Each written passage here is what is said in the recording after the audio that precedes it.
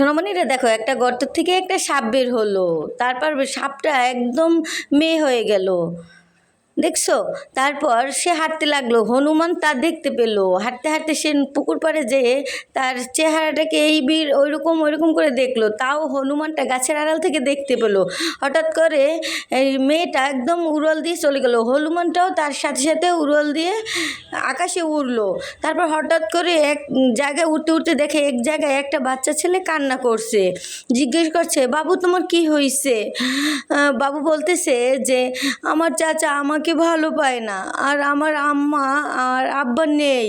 মেয়েটা বলল, আচ্ছা সমস্যা নেই, তুমি কান্না করো না।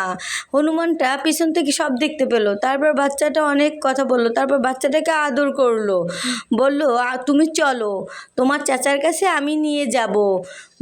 বাচ্চাটা বলে যে না না। তারপর বাচ্চাটাকে জাগিয়ে তুললো। তারপর উড়াল দিয়ে বাচ্চাটাকে নিয়ে গেল। হনুমানটা দেখলো। তারপর সাথে সাথে হনুমানটাও উড়াল দিল।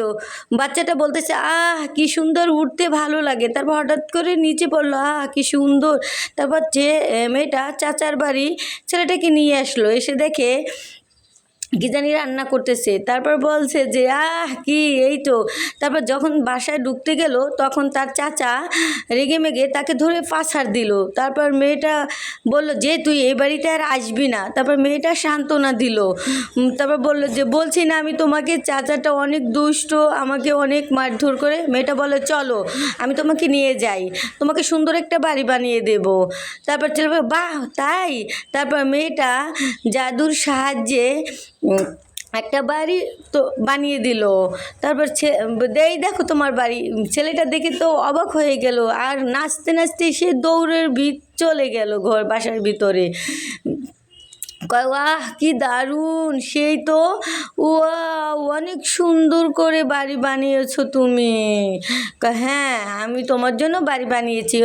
কত সুন্দর। ওয়াও। হনুমানটা বলে, দেখছো, এখন থেকে তুমি সুন্দর করে লেখাপড়া করবে মন দিয়ে। তারপরে সে লিখতে বসলো। হঠাৎ করে তো মেয়েটি তাকে ক্যারাটে শেখাতে লাগলো, যে তোমাকে এটা ভবিষ্যতে অনেক কাজে লাগবে। তারপর আস্তে আস্তে ছেলেটা অনেক বড় হয়ে গেল। মেয়েটি ছেলেটির জন্য সুস্বাদু একটা জিনিস বানিয়ে আনলো, দেখো খেয়ে। তারপর খেলো ছেলেটা, বাহ খুব সুন্দর তো। হনুমান বলতেছে, হ্যাঁ অনেক সুন্দর করে উনি বানিয়ে এনেছে তোমার জন্য। তারপর চলে আসলো। তারপর বলতেছে, আমি এমন আদর কখনো পাইনি কারো কাছ থেকে। পাড়া প্রতিবেশী একজন হঠাৎ করে লোক চলে আসলো ক্যারাটির, বলতেছে যে পাড়া প্রতিবেশীও তার সাথে সাথে চলে আসলো। তারপর বললো যে চাচা চাচি আসেন, আমাদের বাসায় আসে বসেন। তারপর চাচা চাচি তাদের রুমটা দেখে খুব প্রশংসা করলো। তারপর বলল যে চাচি এই হচ্ছে আমার মায়াবিনী। আর বললে তাদেরকে বললে, হ্যাঁ কেমন আছেন আপনারা সবাই। তারপর বলে চলে গেল। তারপর করে এই যে আমাদের বাড়ি, আপনারা আসবেন। তারপর তাদের জন্য নাস্তা বানিয়ে নিয়ে আসলো। দেখে তো অবাক হয়ে গেছে, বাহ কত সুন্দর নাস্তা, অনেক সুন্দর। হঠাৎ করে মেয়েটি আয়সা এক জায়গায় শুয়ে পড়লো। শুয়ে পড়ার পর সাথে সাথে তার পিছন থেকে সাপের লেজ বার এলো। হনুমান দেখে অবাক হয়ে গেল। হনুমানকে বলল, চুপ, কোনো কথা বলবি না। হনুমান চুপ হয়ে গেল। তারপর সে চলে গেল। পাড়া প্রতিবেশী এসে দেখে যে সাপের লেজ, দেখে তো ভয় পেয়ে দৌড়ালো। দেখো দেখো, এই দেখে যাও, ওই মেয়েটার পিছন থেকে লেজ বেরিয়েছে। তারপর দৌড়িয়ে গেল। সত্যি সত্যি যেয়ে দেখে যে মেয়েটার পিছন থেকে সাপের লেজ বের হয়েছে। তারপর বলা বলি কানাকানি করলো, দৌড়ে ভয় তারা চলে গেল। হনুমানটা পাশেই ছিল। মেয়েটি অনেক কান্না করতেছিল যে হায় আল্লাহ, আমি এই মায়া জালে কেন পড়লাম। হঠাৎ করে ছেলেটা বটি চাকু নিয়ে আসলো। আসার পর মেয়েটা উড়ে গেল।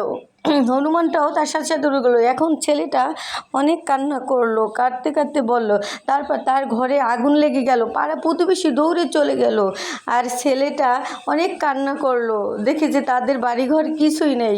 সে শুধু কান্না করতেই লাগলো আর ভাবতে লাগলো। তো রান্না বসাইছে, কি জানি বসে বসে সে তার কথা ভাবতেছে আর কান্না করতেছে। তো কান্না করতে করতে এক বনে চলে গেল তাকে খোঁজার জন্য, যে দেখে তাকে পায়নি, যে না চারিদিকে তাকিয়ে তাকে দেখা যাচ্ছে না। তারপর আবার মন খারাপ করে এদিক সেদিক করে তাকালো। তাকিয়ে তাকিয়েছে, অনেক কষ্ট পেলো। আইসা গাছের গোড়ায় বসে বসে সে কান্না করলো আর ভাবলো ছোটোবেলার সেই পুরনো দিনের কথাগুলো, যে কত মজা করতো সে তার সাথে, তার চাচা কী করছে সব সে আস্তে আস্তে মনে করতে লাগলো আর অনেক কান্না করতে লাগলো আবার সেই পাথরটার উপরে। তো হনুমান আর মেয়েটি আবার এসে দেখলো যে ও কান্না করতেছে, বলছে যে আমি তাকে ভুলতে পারছি না, সে কোথায়। হঠাৎ করে সেই মেয়েটি আবার আসলো অন্য রূপে। আসার পরে মেয়েটিকে নিয়ে সে আবার কাটতে গেল, কাটতে মাছ ধরবে। সে মাছ ধরলো, অনেক মাছ পেলো, তাকে অনেক আনন্দের সাথে রান্না করে তাকে পরিবেশন করলো। বলল হনুমান বলল, কেমন লাগছে তোমার? অনেক ভালো, আমি এই যে এই রূপে আসছি তুমি বলবে না কিন্তু। আচ্ছা ম্যাম, সমস্যা নাই, আমি বলবো না। আল্লাহকে ভালোবাসে, একটা লাইক সাবস্ক্রাইব করে দিও।